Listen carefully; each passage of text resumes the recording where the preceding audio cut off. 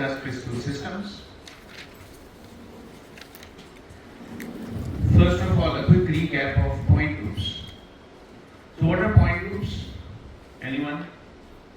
What do we mean by point groups in the context of crystals?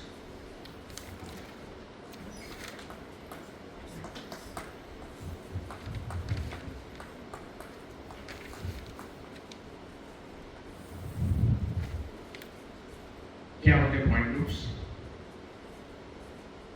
32 point groups होते हैं जिनके through आप symmetry operations perform कर पाते हैं। यानी 3 डायमेंशन में 10 सिमेट्री ऑपरेशंस होते हैं, ठीक? और उन सिमेट्री ऑपरेशंस के 32 कॉम्बिनेशंस एग्जिस्ट करते हैं, डिस्टिंक्ट कॉम्बिनेशंस एग्जिस्ट करते हैं। किसी भी लैटिस या क्रिस्टल स्ट्रक्चर, पैटर्न्स, ऑब्जेक्ट्स की सिमेट्री को आप 32 क्लासेस में डिवाइड कर सकते हैं और हर क्लास में एक कॉम्बिनेशन, एक सेट ऑफ सिमेट्री ऑपरेशंस है, ठीक है? So there are 32 point groups and right now we are only talking about point operations. Point operations are operations that all pass through a point and they include rotation, inversion, roto-inversion. Mirror plane is included because a mirror plane is really a roto-inversion, a 2-bar process. So there are 32 distinct point groups in 3-dimensional crystals, and we looked at how these point groups developed and derived their stereograms, and has also looked at the nomenclature. So all lattices and structures belong to one of those 32 point groups. Okay, so a quick recap of the point groups. So first of all, I will write down the 32 point groups. There are 2 rotations, as you know.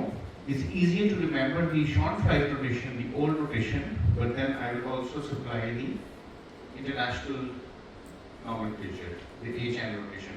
So the point groups are include the cyclic groups C1, C2, C3, C4, C6. Correct?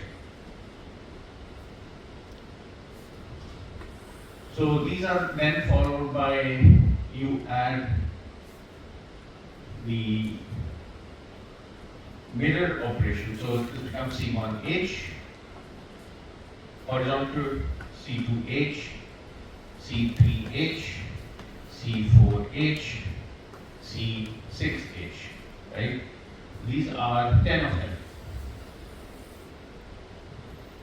And then you can add a vertical mirror plane. So you get C2V, C3V, C4V, C6V.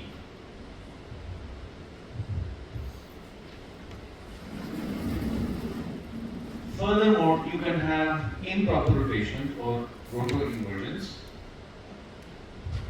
S1,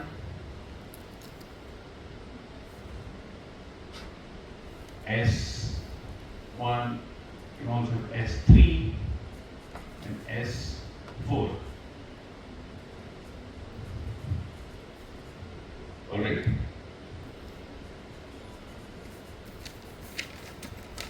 Then we can add a dihedral axis to C2H, C3H, C4H, C6H. Get the 2H, the 3H, the 4H, the 6H. We can also add a dihedral axis to C2B, C3B, C4B, C6B. Sir उससे पहले हम वैसे D2, D3, D4, D6 नहीं लिखेंगे as के? हाँ सही, sorry. D2, D3. We have the 2H, the 3H, the 4H, the 6H. Okay? Then we can add dihedral to the C3V and C4V. Yes. So we can get the 3V, the 4V. Finally, we have the so-called two big point groups T, TH, D, O, and OH. So how many are there? 32. That's 14, 17, 21, 25, 26, 27. So these are the 32 point groups. We already know what their stereograms look like. So if you would like to supply the Hermann-Maxwell notation, what is C1? 1. Simply 1, 2, 3, 4, 6. What is C1H? That's just a mirror plane M. Okay? C2H? 2/M. C2H 2. This is Forwards. 2 forward. ये वाला C2H. Do a 80-degree rotation followed by a mirror plane, right? So this is C2/M.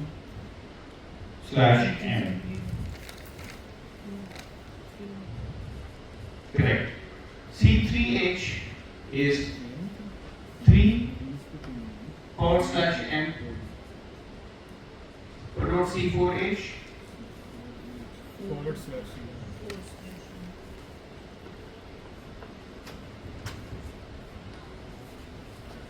C3/M is called 6 bar. Right? This is called 6 bar. So you can call it 3. So Sally, probably you asked the question, why is it called 3 bar M? So we call it 6 bar. We don't call it 3 bar M because 6 is a higher number than 3. So you generally mention the highest symmetry element. So it's a 6-fold rotation. So the Hermann-Maxwell notation for this is not 3/M, it's 6 bar, right?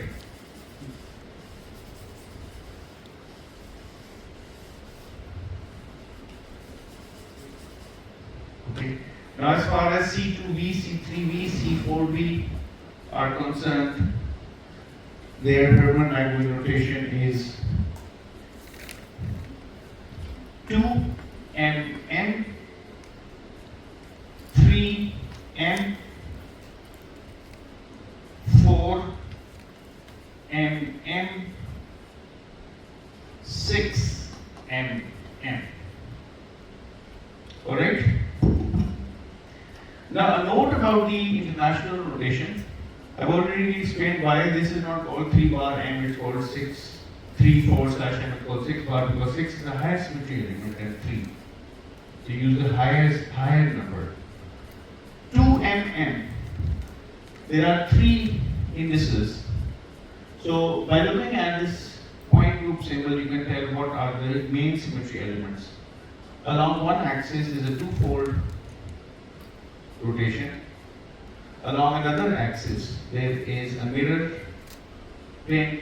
Along the third axis, there is another mirror plane. This is a 3-fold rotation and a mirror plane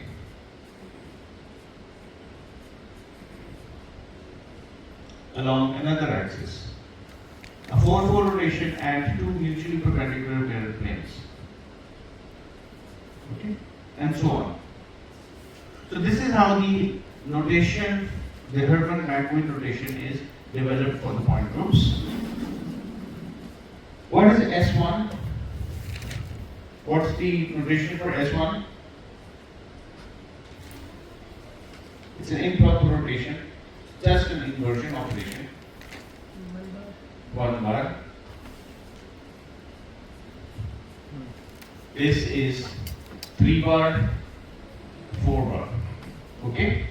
So this has a 3-fold rotor inversion axis, a 4-fold rotor inversion axis. D2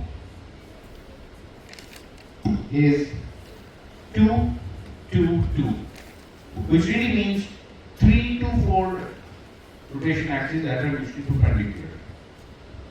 Then we have 3, 2, a 3-fold axis of rotation and a 2-fold axis of rotation that is perpendicular to the 3-fold axis of rotation. So the first index represents what is the main symmetry element along one axis, and the second axis what's the main symmetry element on the second axis, and if the third one exists, what's the main symmetry element on the third axis.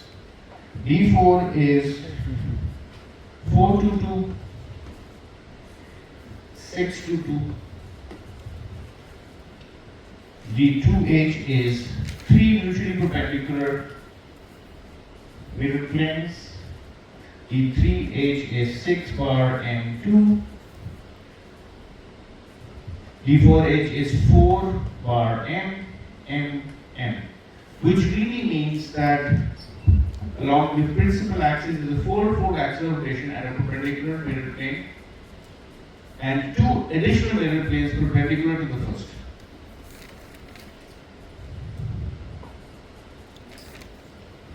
Bar M, M, M, right? Then we have D3V. D3V is 3 bar M. D4V is 4 bar 2M. T is 2, 3, 2, H is M3, M3,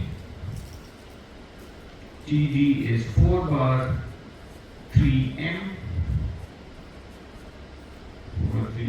4, 3, 2, and M, 3M.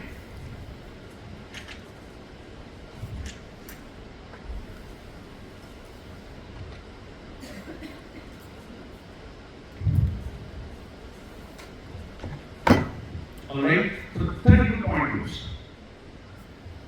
Now, oh yes, please. For H1, it's the international symbol 4/M, MM. This means that there is a 4-fold axis of rotation,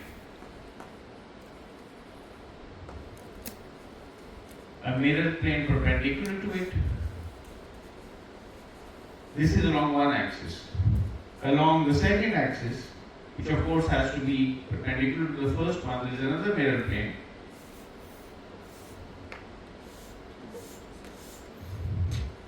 And along the third axis, there is yet another mirror plane.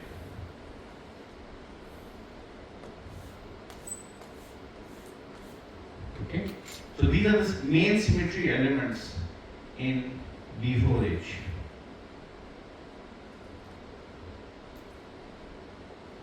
Alright? So, yes.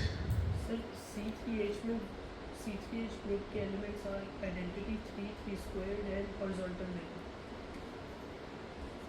C3H के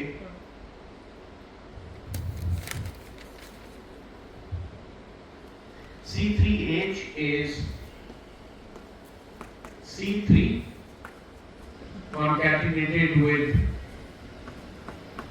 a mirror plane, right? Now C3 has elements 1, 3, 3 star. Okay? So you concatenate this with identity and sigma H. So you get the following elements: 1, 3, 3 star. sigma h, 3, sigma h. These are the 6 elements inside this group. Sir 6 बार जो है उसमें तो फिर 6 bar is the name of the group. And why is this the name? If I look at the histogram, this is C3. Now let's do a mirror plane that is horizontal. What the mirror plane does is something that is above, it creates something that is below and adds a comma.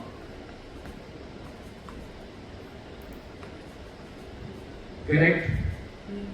Now if you look at this, you do a 6-4 rotation of this positive sign without the comma, you land here, and then you do an inversion about the center. This positive becomes a negative with the comma sign. So the highest symmetry element is in fact a 6-4 rotation here, which is improper. Okay? Therefore, you don't want to call this 3, you could call this 3/4/n. But the notation, the systematic notation for naming this point group is 6 bar because this is a 6-4 total inversion axis, and 6 is a bigger number than 3. So you would like to mention the higher number. Okay? So these are all our point groups. So all lattices, all crystals, patterns, objects in 3D are belong to one of these 32 crystallographic point groups. Sodium chloride, iron, any metal, any molecule. For molecules, the number of point groups is higher, by the way, because linear molecules are possible, icosahedral molecules are possible. The buckyball really has a very large number of symmetry operations. But for crystals, which fill space completely, only these 32 point groups exist. Now, one way to classify all your crystals is to put them in one of these 32 point groups. The least symmetric, of course, is 1. With no symmetry operation. And this applies, by the way, to lattices as well as to crystals, and you already know the difference. Now, another neat way of classifying those crystals and lattices is looking at the shape of the unit cell. So these combinations of symmetry elements, each one of them being called a point group, puts a certain constraint on the shape of the unit cell. So if you would like to draw a parallelepiped, any parallelepiped has a particular shape and it will satisfy one of these 32 point groups. Remember, a unit cell is a repetitive unit which exists in a lattice. At the moment, we're only focusing on lattices. We'll advance this concept to crystals as well. At the moment, we're only focusing on lattices. So another neat way is to lump together certain point groups so that those point groups belong to one system, to another set, another combination. For example, let me give you an example. So now we're going to talk about crystal systems, which is another way of classifying lattices and crystals. So, and crystal systems focus not on these combination of symmetry elements, but they put more focus on the shape of the unit cell. But remember, the shape of the unit cell is a derivative of the point group. So, more fundamental consideration is indeed these combination of symmetry elements. But they lead to certain shapes of the unit cells. For example, if I consider 1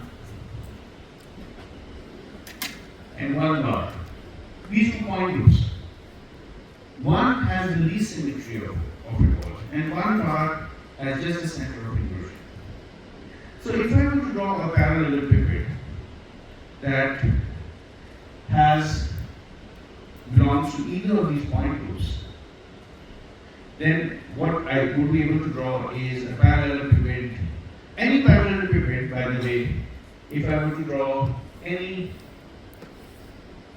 parallelepiped, a little bit about nomenclature, it will have these 6 faces. That's what a parallelepiped is.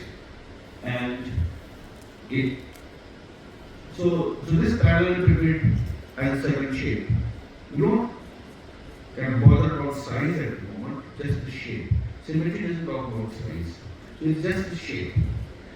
So this shape, if it completely fills the entire volume, then this shape, the smallest such shape, is called a unit cell. Okay, I'm going to mature this definition a bit further later on. But this is a unit cell. Now, the unit cell has 3 sides. It has 3 fiducial edges, 3 defining edges: A, B, and C. And there is some mutual angle between these edges.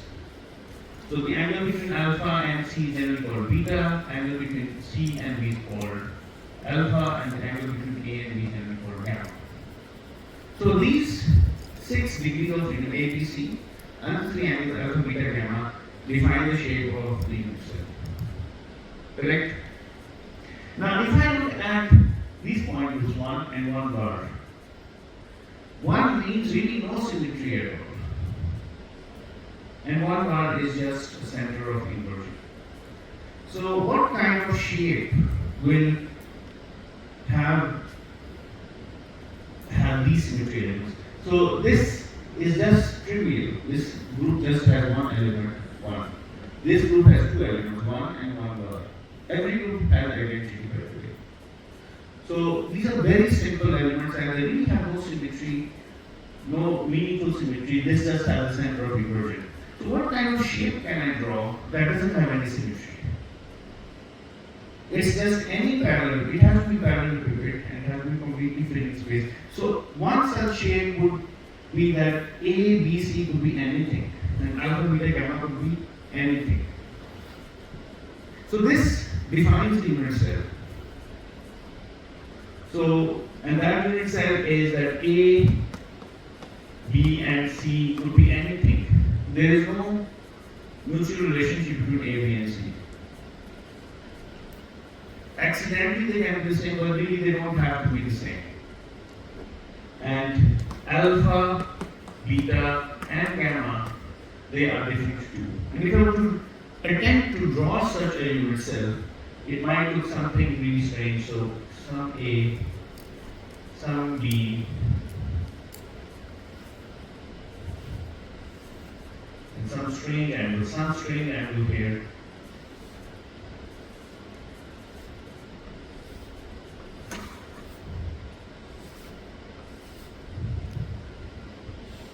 Okay. This kind of unit cell that has no constraints, no mutual relationship between either the sides or the angles. Yeah, to be either belonging to a point with 1 or 1 bar, and that depends upon what you put at each lattice point. So at the moment we are assuming that there are lattice points at the vertices of the cell.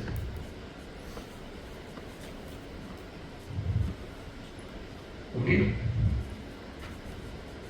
So the lattice points at the vertices of this cell, and by the way, these are just points, these are not atoms or molecules, these are just atoms, and I'm exaggerating the size of these points for clarity. They're not atoms, they don't have any structure. So these lattice points arranged in this fashion, and if all of this repeats, these shapes of unit cells are stacked in all 3 dimensions and they fill space, then the unit cell belongs to either point with 1 or 1 bar.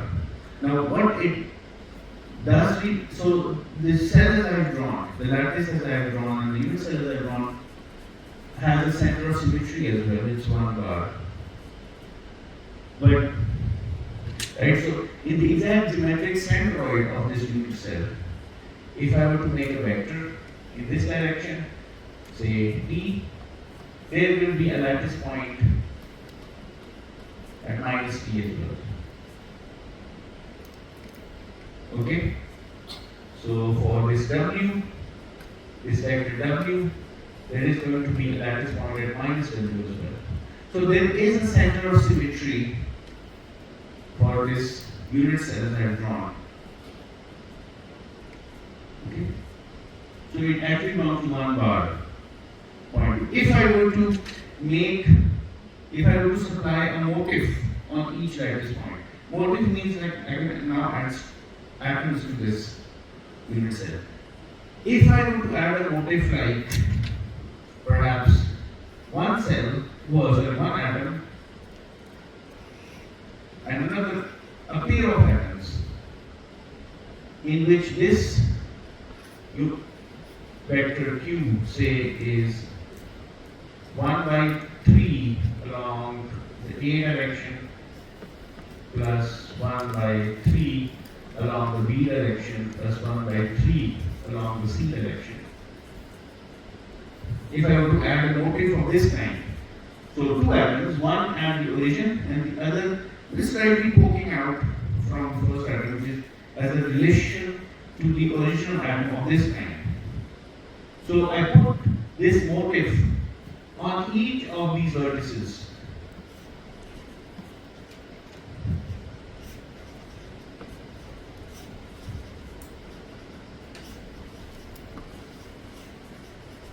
Right? And remember, this is my A axis, this is my B axis, and this is my C axis. Now it's the same lattice, but now the motif that I supplied on each lattice point lowers the symmetry of this crystal structure. The crystal structure is now less symmetric than the lattice. So this crystal structure belongs to point group 1. It doesn't even have a center of inversion, because there is no center of inversion for this crystal. The lattice point, however, always lies at one of the two atoms, any one of the two atoms, by the way. Or it could be midway between the two atoms, it doesn't matter. For the lattice, there is high symmetry, but when you supply the lattice with asymmetric atoms, asymmetrically disposed motifs, the symmetry can be lowered. Okay? So it's easy to understand this in the context of two dimensions. Suppose I have a square lattice, or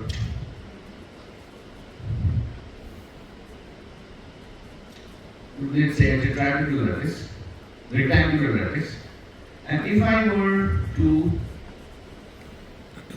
put circles here, my pattern is circles,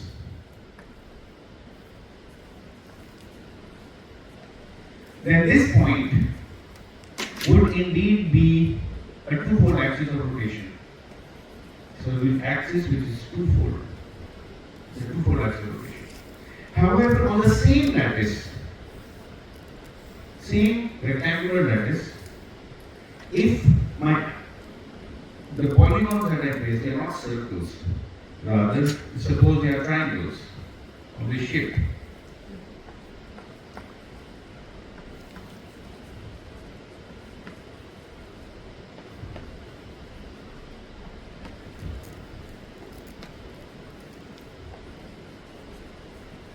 Then this point is no longer a two-fold axis of rotation. So the symmetry of the structure decreases, even though the underlying lattice is still rectangular.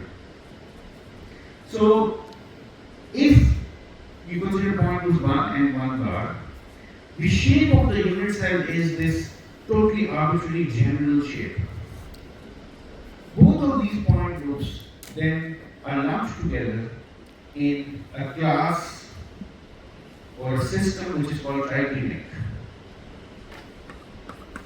Triclinic.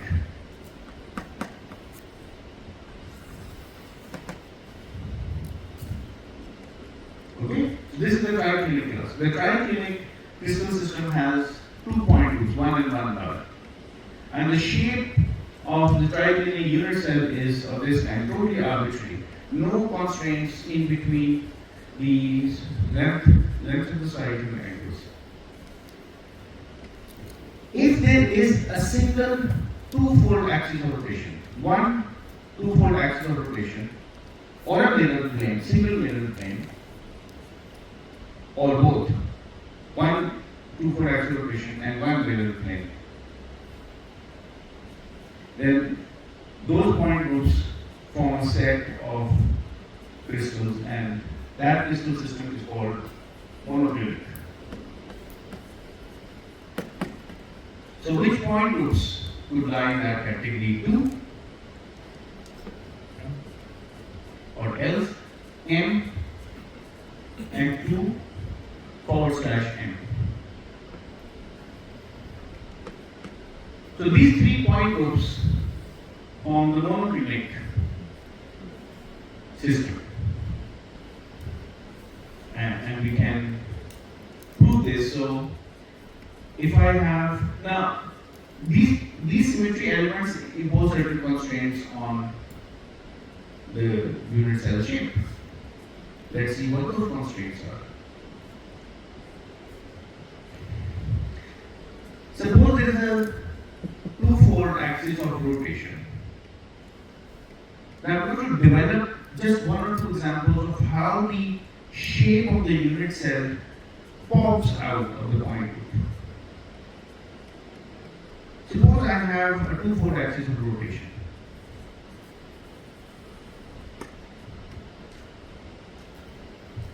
And this is a lattice point here.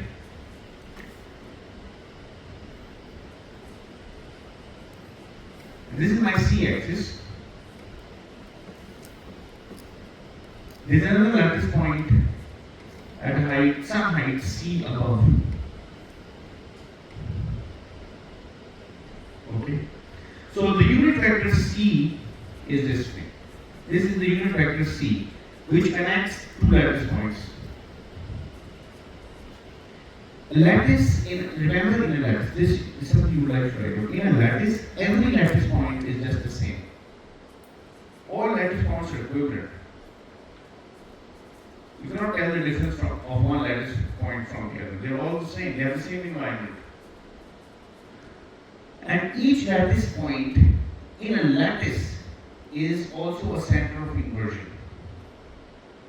Each lattice point is a center of inversion. There are 2 golden rules to remember. Okay, so this is one lattice point, another lattice point. Now I'm going to define the shape of the unit cell, which is compatible with the single two-fold axis rotation. That's what I'm going to do. We know that there is a two-fold axis rotation. It qualifies as a point group. What's the compatible shape of the unit cell? So if I were to, I have 3 axes A, B, and C that we need to care about. These are the 3 edges of the unit cell. So we have vector C.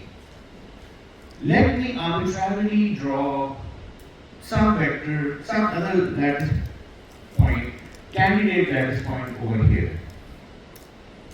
And suppose this is my candidate lattice edge vector A. Candidate. Okay? Now if this is a lattice point, then it must also be a center of inversion. There has to be another lattice point in the diametrically opposite minus A.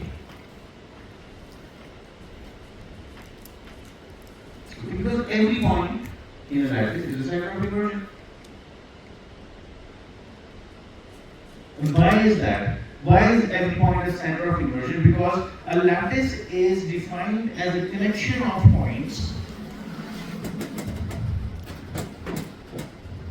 A lattice is defined as a collection of points UA plus VB plus WB, where U, V, and W are integers. A, B, C are the edges of the unit cell. C. So if you have something at UA, you would also have something at A, 2A, 3A, minus A. So if I put B and W equal to 0, then if I have something at plus A, I must also have something at minus A. So every point in the lattice is also center of equation. Therefore, if this is a valid bona fide lattice point, there must also be a bona fide lattice point over here, corresponding to this A. But the two-fold axis of rotation does not create this point. The two-fold axis of rotation creates a point here, in fact. So if this point is P, it creates a point Q. It does not create the point R. Therefore, such a unit vector, such a translation vector is illegitimate. It's not compatible with a two-fold axis of rotation. However, if this vector A were in a plane perpendicular to this C axis, or the two-fold axis of rotation, then everything would fit in very neatly together. So, in that case, I could, this is my scenario. I have my lattice point, another lattice point at the translation vector C. Let me draw some hypothetical plane which is perpendicular to get C, to C. It's not a mirror plane, it's just some hypothetical plane. If my translation vector A lies inside this plane and there's a lattice point over here, then the 180-degree rotation will supply a lattice point in the same plane at a translation of minus A. And with 180-degree rotation of this axis, which the C axis is, will also cause a transformation of this point to this point. Okay? So now this kind of A axis is compatible with the C axis that coincides with the two-fold axis of rotation. Now what's the angle between C and A? 90 degrees. So angle beta is 90 degrees. So there's a constraint on the angle beta. Likewise, if I were to take the third vector which is labeled as B inside this configuration also has to lie in the same plane. It could lie anywhere in the same plane, but it has to be the same plane. So this triad of vectors A, B and C are such that the angle alpha, which is between B and C, is 90 degrees. The angle beta, which is between A and C, is also 90 degrees. And the angle gamma, which is between A and B, is totally arbitrary. Correct?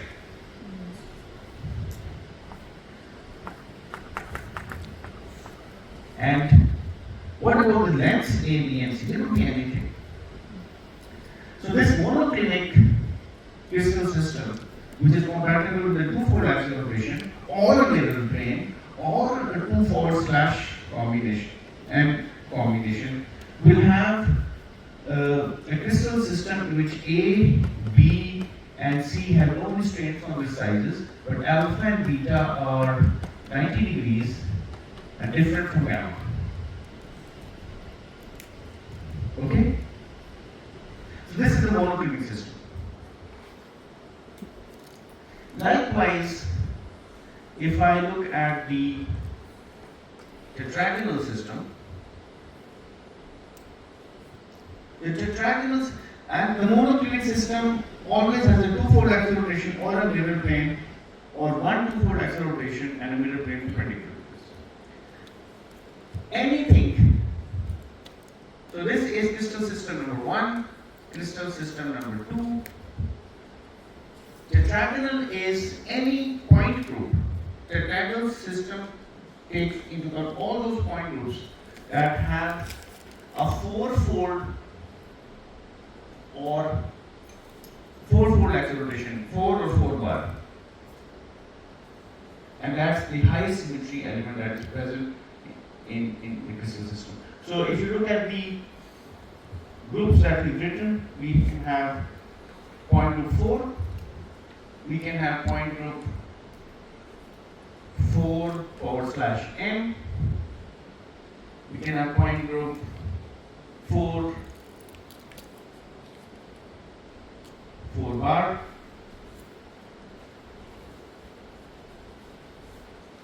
four mm,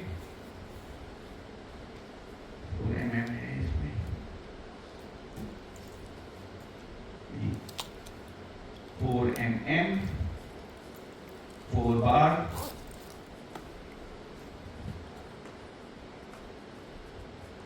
422. So this is a tetragonal system. So it comprises these point groups. And the defining characteristic of the tetragonal system is that it has one 4-fold axial rotation or one 4-bar axial rotation along with other symmetry elements, but single 4-fold axial rotation. So if I look at the unit cell for the tetragonal system,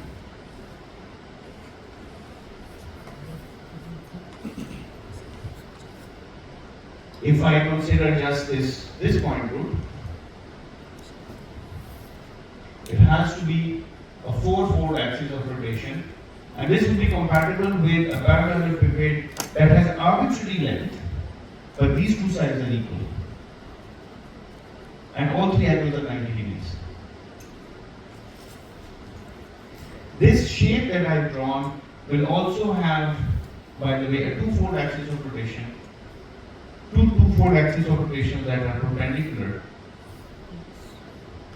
like this. And depending upon the kind of motifs that I provide, it could be in any one of these 6 point groups, depending on what kind of motifs we supply. But the unit cell, which just defines the shape of the repetitive unit, is compatible with these symmetry operations, with these point groups. And the relation that pops out from a 4-fold axial rotation necessitates that A equals B, but not necessarily equal to C, and all three angles are 90 degrees. So this is crystal system number 3. Yes? Sir 4 बार दो दफा है या कुछ और है वहाँ 4? 4 बार जो दूसरी बार है Even? दो दफा है Oh, sorry, दो दफा है। 1, 2, 3, 4, 5।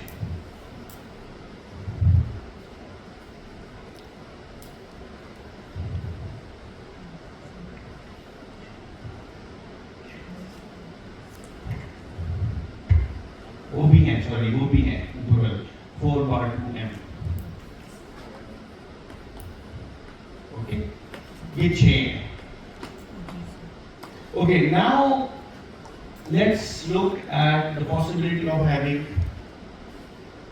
3 mutually perpendicular 2-fold axis of rotation,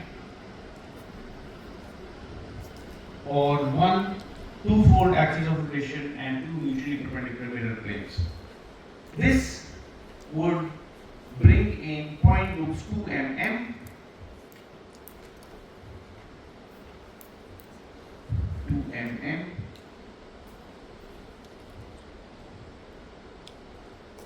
222,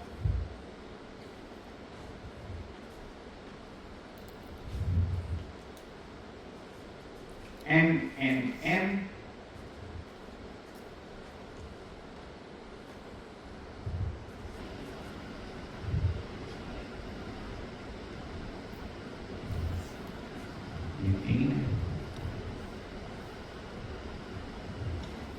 So this will, what kind of unit cell will emerge from this configuration? Any ideas?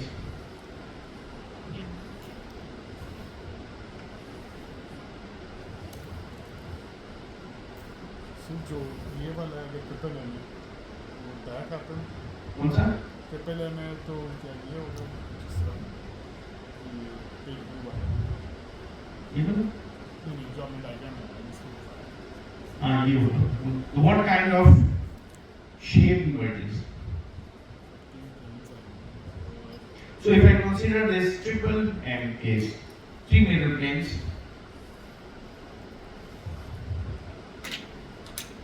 what's above the exact same thing below? What's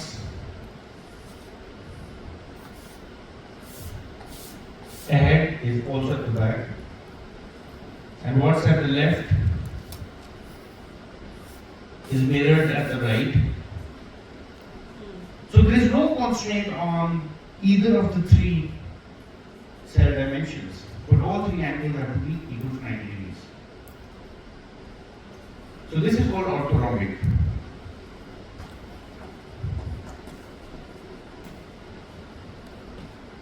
Which is A, B, and C could be anything, but all three angles are 90 degrees.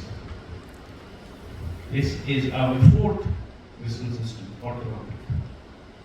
By the way, when I write A is not equal to B is not equal to C, this means they don't have, it means it's not mathematical inequality, it means they don't have to be equal. They could be accidentally equal. It's not a mathematical relationship that is thinking over here. They could be accidentally equal. Now, anything that has a 6-fold axis of rotation or a 6-bar axis of rotation, like point group 6, 6 bar, 6/m, 6mm,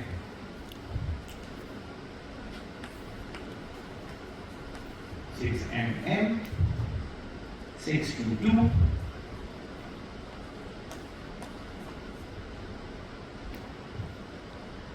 6/m, mm.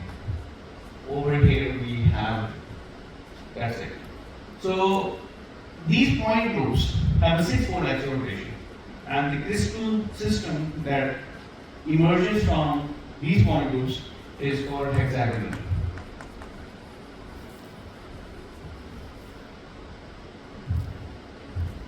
Okay, and the property is that A equals B, not necessarily equal to C, and gamma is 120 degrees, alpha and beta are 90 degrees. So if I were to draw this hexagonal unit cell,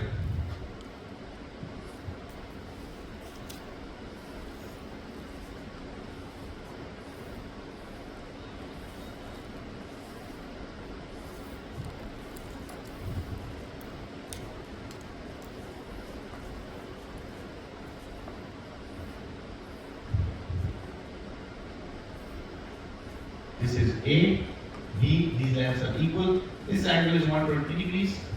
This is C. This is the hexagonal unit cell. And if I stack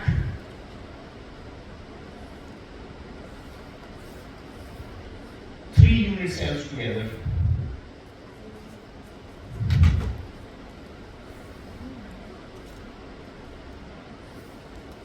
and I look at this from the top, a hexagon is formed,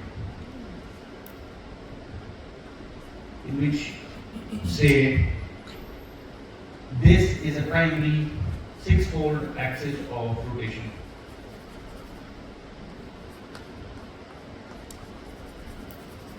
This is a hexagonal unit cell. And I think most of the crystals that we know of are of this type. also have rhombohedron.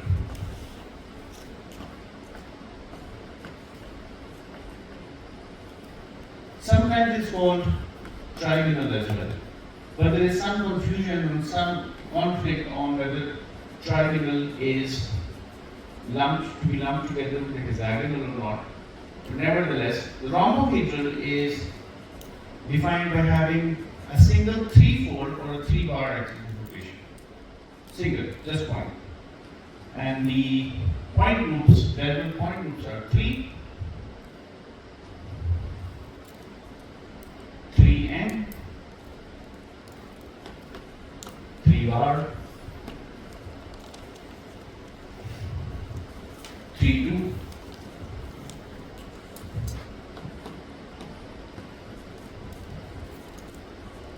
3-bar n. And remember that in all of these points, those 3 is in position number 1. So the main principal symmetry operation is a 3-fold or a 3-bar fold axis of rotation. And a rhombohedral, if you look at it, how do you construct a rhombohedral? Take a cube and squish it along the side. So if I were to take, say, some cube, in which all 3 sides are equal, the cube, all 3 sides are equal, and I apply, hypothetically, I apply pressure along these points, along the body diagonal, squish it, okay, from back to forward, right, along the body diagonal. Then this cube becomes a rhombohedron, in which all 3 sides remain equal, but the angles change from 90 degrees. So if I plot this, try to plot this, let me try it.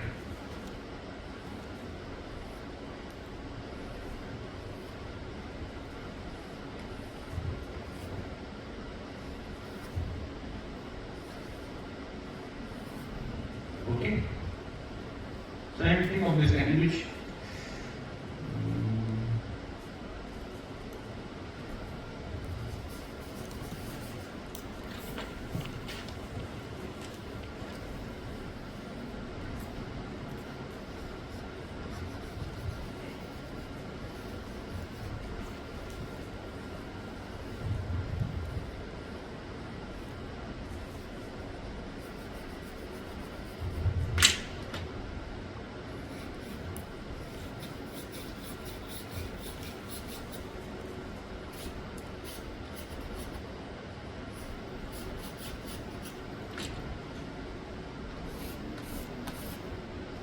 okay?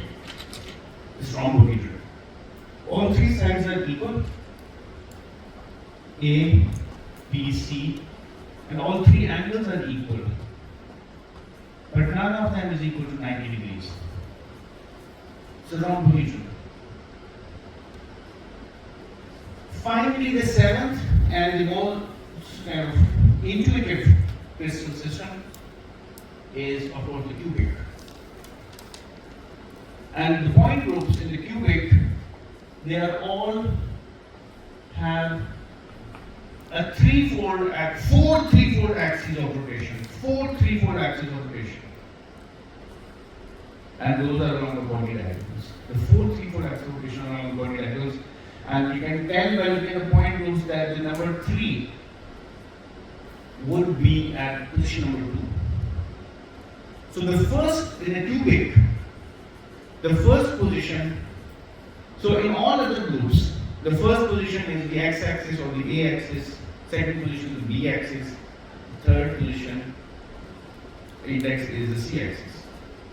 But in cubic, a, b, c axis are just the same. So the first position is an edge axis, the second position is what is there along the body diagonal, and the third is what's there along the face diagonal. Okay, so in this group, in this point group here, 2, 3 is a 2-fold axis rotation along the cube edge and threefold along the body diagonal. And of course, all body diagonals are the same. So there are four threefold axes. Here we have a mirror plane along the edge and threefold axis rotation. Here we have a four-fold roto-inversion axis along the edge, threefold body diagonal, and a mirror plane along the face diagonal. This is how this nomenclature works. It's all very systematic. So a cube, of course, is defined by the cubic system is defined in the characteristic symmetry element in a cube is our four threefold axis of rotation. Here is one, here is another one, yet another one.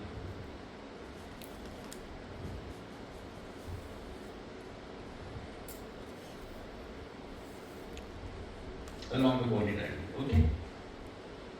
So, and all three sides have to be equal and all three angles have to be 90 degrees.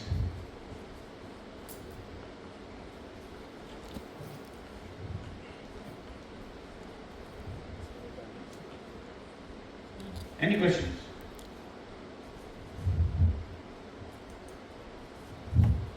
Seven distance system. So, one possibility is you identify and slot your lattice or crystal structure in one of the 32 point groups. The other possibility, which is easier, more intuitive, is you look at the shape of the unit cell for either the lattice or the structure and put your crystal structure in one of those 7 crystal systems. And all of these crystal systems, of course, the one printout that I will, let's look at that printout.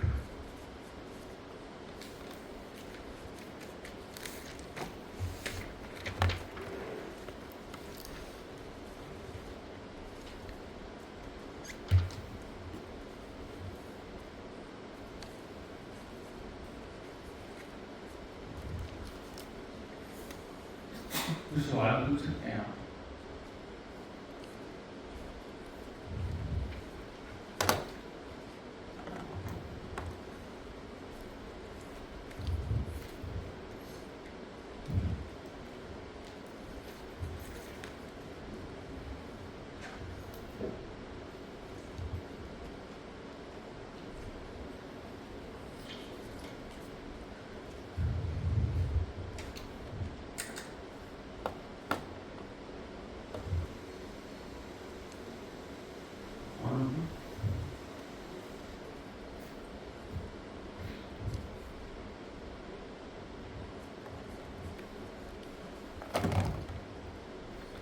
कोई question? इतना clear है?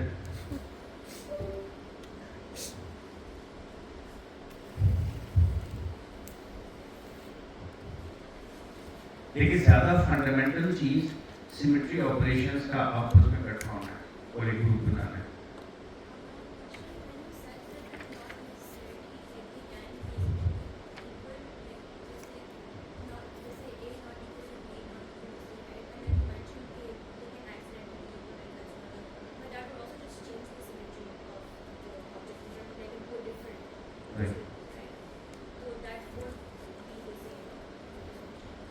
Right. So generally, for example, you have a crystal, you put stress on it. So there is an orthorhombic crystal in which all three sides are equal. You put stress along one axis. The crystal shrinks in one axis such that one of the two sides become equal. So under stress, it becomes tetrahedral. This is a kind of an accidental degeneracy or an accidental equality. That's one example. Okay. There's a phase transition, there's an orthorhombic to tetrahedral transition, and so on. So these ideas are very important, by the way. Yes, please. ऊंची बोले? Cubic crystal में face diagonal which face diagonal what face पे इसका diagonal? Since it's cubic, all faces are the same.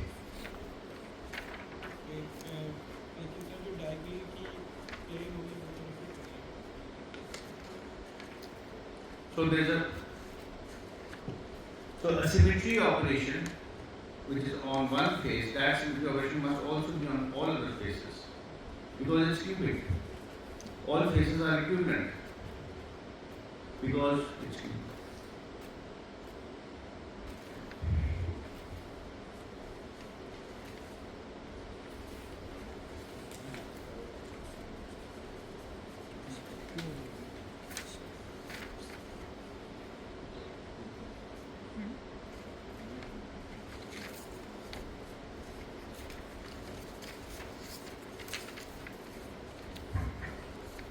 So this is what I've handed over to you. So triclinic has 1 and 1 bar, monoclinic has 2 m and 2 /m, tetragonal has 4 bar, 4 /m and 4 2 2. So if you look at tetragonal 4, we'll draw a stereo diagram. So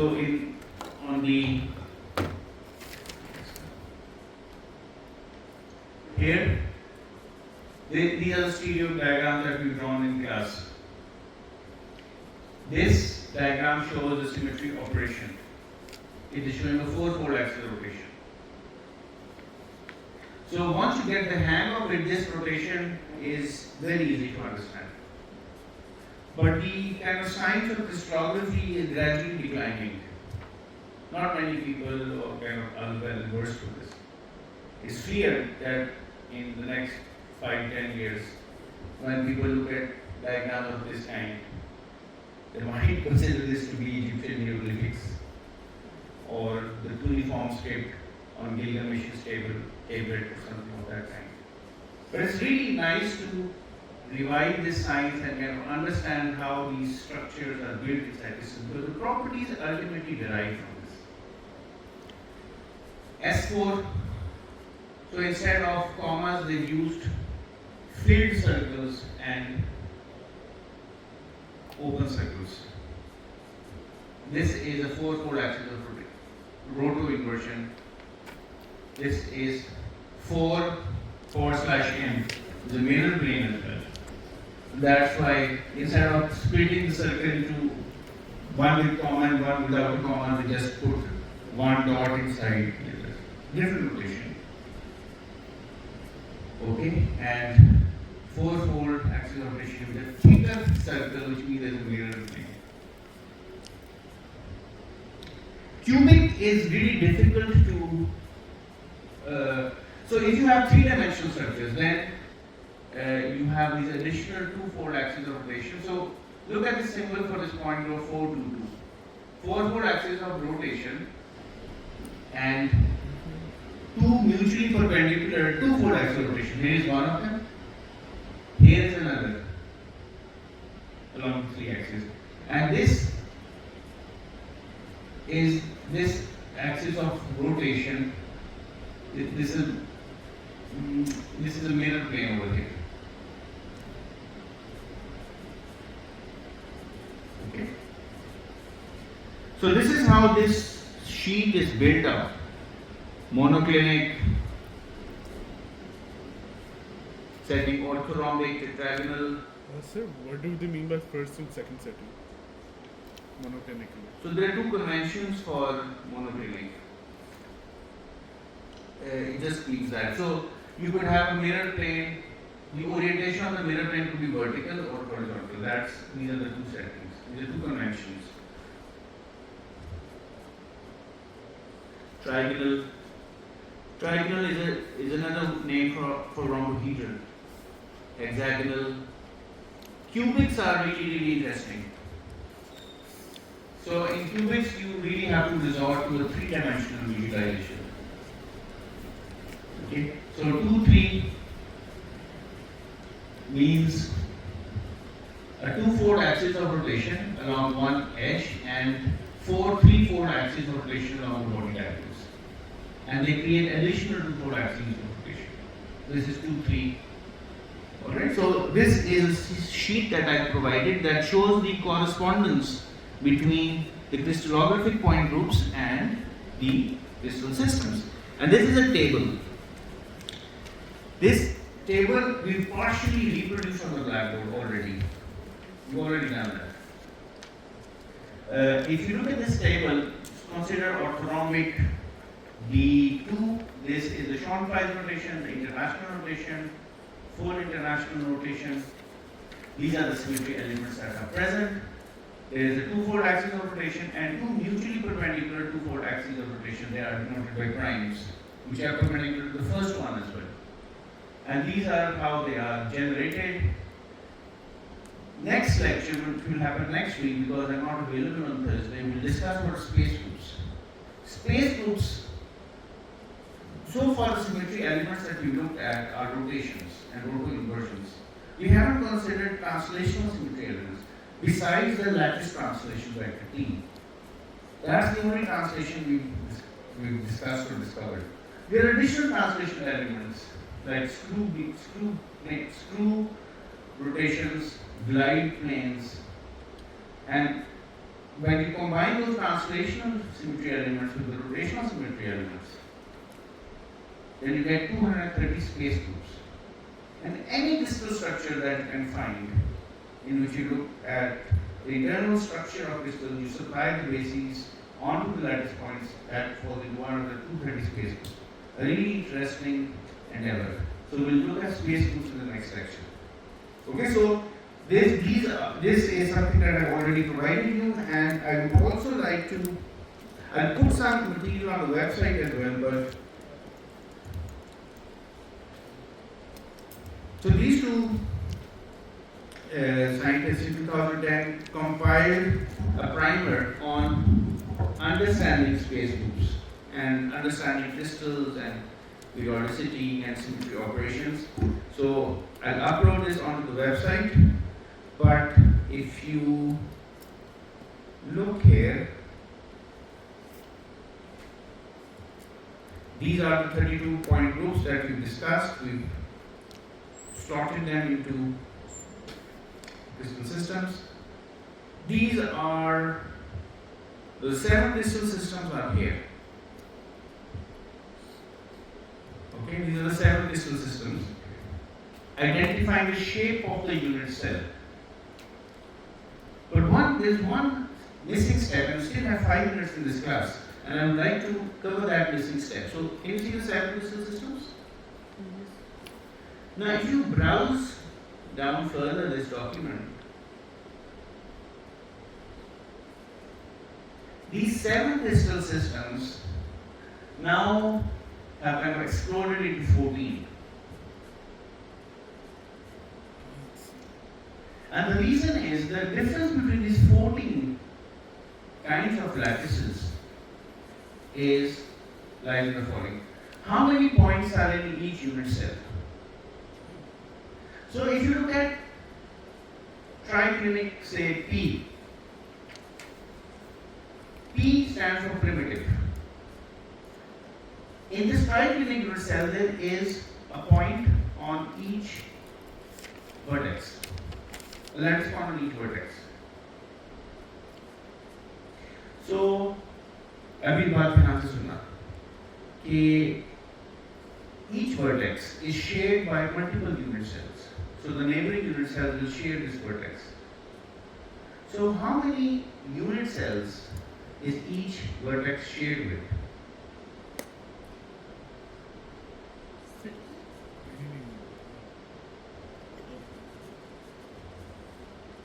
8. 8. Correct? Each vertex is shared with 8 unit cells. And how many points how many edges or vertices does this unit cell have? 8. So overall, it has 8 points, but each point is shared with 8 other unit cells. So one unit cell really harbors one point. If you supply an atom on each point, the basic comprise of one atom, then there will be the number of atoms in a volume will be equal to the number of unit cells. Okay? So the number of points in a primitive unit cell is 1. There is 1 point per unit cell. And what you could do is you could take this primitive cell and keep the points where they are and just displace the box a little bit. You will find that inside one box is 1 point. Isn't it? So let me go back to the blackboard.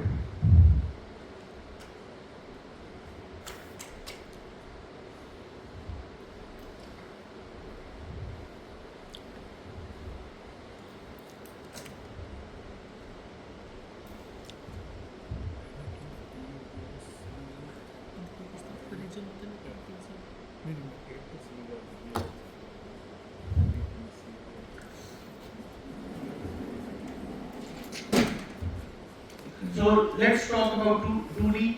You have a square lattice. Suppose there is a lattice point at each edge, at each vertex. Now this point is shared with 4, this is 2D, not 3D.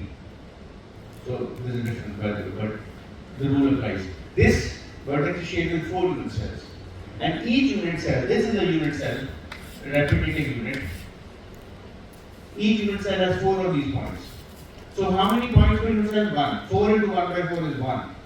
And you can also check that by keeping these points the same and taking this grid and slightly displacing it towards any direction.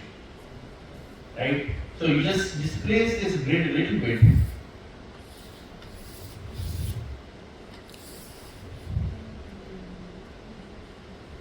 Right?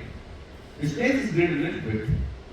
Everything is transmissionally invariant. Now you can squarely see, categorically see that there is only 1 point inside one unit cell. So primitive cells are the ones, unit cells are the ones in which there is 1 point per unit cell. Now you have,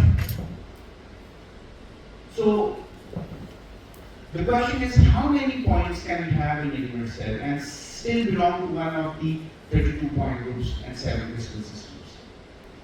You could center unit cells. I'm using center as a verb here. You can center unit cells. Centering का verb के तौर पर इस्तेमाल कर रहा हूँ, ठीक है? Centering का मतलब ये है कि just let's start with cubic. You can center a cubic unit cell in 3 different ways. One is you don't center at all, which means you just keep the primitive unit cell, P. This still belongs to one of the point groups that we've identified for the cubic system, right? All those point groups. Okay? ये वाले T, TH, TD, OOH. This is one kind of centering which really means no centering. What you could also have is body centering. Remember, एक बार याद रखो कि अभी we are not talking about crystals, I am talking about lattices. These are lattice points, and we will supply motifs on these lattice points later to build the structure. So you can have a primitive cubic unit cell, but you could also place a lattice point in the exact center of this tube. So you can always have something at the edges and something at the exact middle. So if I were to plot the diagram from fractional coordinates, this point is 0, 0, 0. Fractional coordinate, this is at the origin. How many points do we have in this body-centered unit cell? This is called body-centered, and it's denoted by the symbol I. I is German for body-centered. In N3, I think. So there are 2, how many points per unit cell? 2. One from the primitives, one from the vertices, and one that is inside the body, that is categorically as solely inside the unit cell, does not belong to any other unit cell. There are two, so a body centered has 2 points per unit cell. So this still belongs to one of those point groups. So it's a bona fide lattice in the cubic system. You could also have, you only need to specify the locations of 2 points, because there are 2 points per unit cell. One is this origin, and this is half along A, half along B, half along C. So these coordinates are called the fractional coordinates, by which you specify positions inside the unit cell. For cubic, you can also have another, so this is body centered. We have centered this cell. You can also have, for cubic, face centered unit cells, which means you have points along the vertices,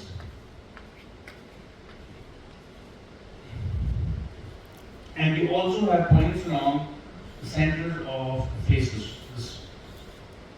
all the faces. जितने भी faces हैं ना, उनके center पर each face at exact center you have another point. How many points per unit cell for this face centered cubic unit cell? 4. One from the primitive, there are 6 faces, and each face is shared by 2. 6 into 1 by 2 is 3. 3 plus 1 is 4. So the face centered cubic cell has 4. So all of the 7 crystal systems can be centered. And this is how they can be centered. Cubic, trigonal, tetragonal, orthorhombic, monoclinic, hexagonal,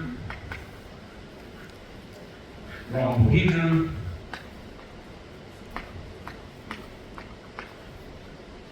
triclinic, just P, cubic P, I, F, tetragonal P, I, orthorhombic P, I, F, C centered, just along the C faces, the faces that are perpendicular to C.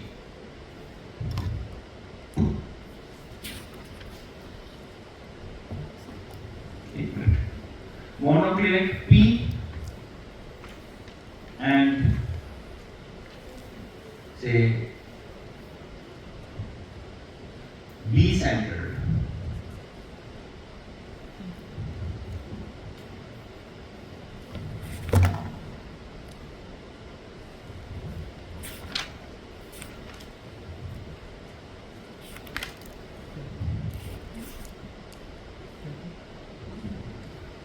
Hexagonal P, rhombohedral P. How many are they? 1, 2, 3, 4, 5, 6, 7, 8, 9, 10, 11, 12, 13, 14.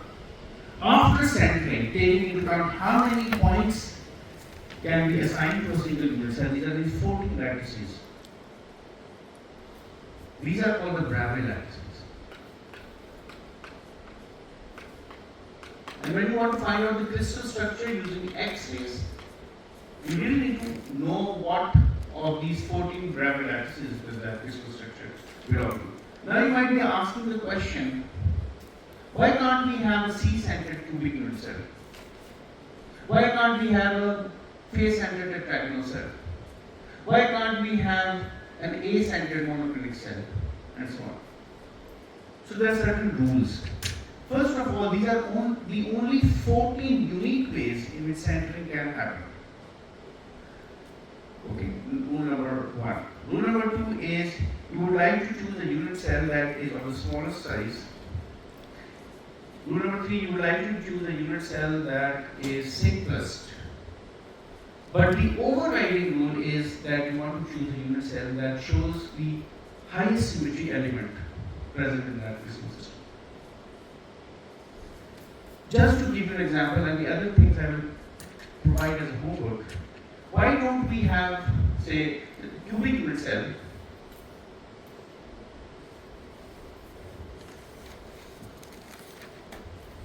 we have points at the edges. This is the c-axis. So we have P, we have I, we have F. Why don't we have a C-centered unit, cubic unit cell? C-centered means you put a point here and a point C, on the C faces. The faces are perpendicular to the C-axis. Why don't you have such a cell? Because if you look at the neighboring cell, neighboring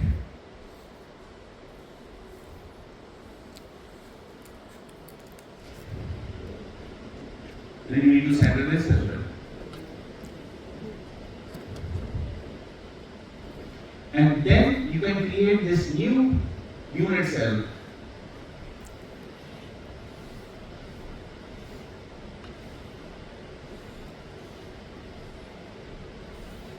A new unit cell is created.